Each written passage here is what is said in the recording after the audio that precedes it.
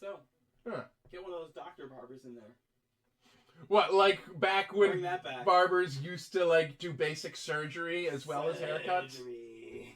Well, the thing is, they were already good with the razors, so why not just have them cut you open? Fair, I think guess if that's you're in the- a town of 40 people and there's one guy with a bunch of knives, I guess he's doing surgery. Mm-hmm. You know, fun fact, you know the barber poles? Those like red and blue stripes that wrap around a pole? You know where that comes from? No.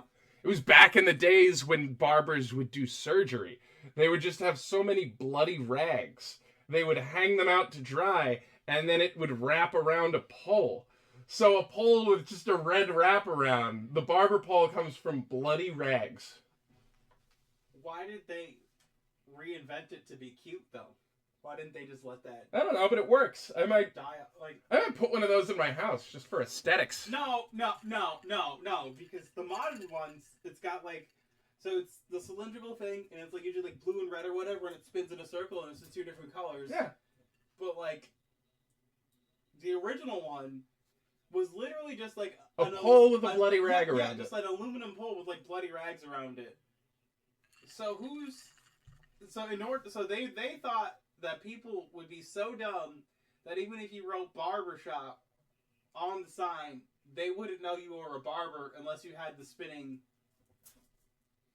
But like, why even invent that? I mean, who knows, like, It's like, I guess you keep. not everyone can read. You know what? Fair point. No, that's the very first world view, because like back in the day, less people could read. You know, apparently that's a thing with bars in Ireland Good point. versus bars in England.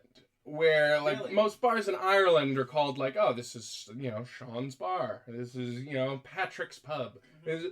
But every bar in England was called something like the Red Horse and the Blue Sparrow. And they were called things like that because you would just put a picture for the sign. Because Ireland had a way better literacy rate. So you could just put words on the sign. Oh. Whereas in England, if you had a business, you would just have a picture. And so it's just like, oh, we're going to the Horse and Carriage. And when you go there, it's just a picture of a horse with a horse and carriage. Exactly. That's insane! Yeah.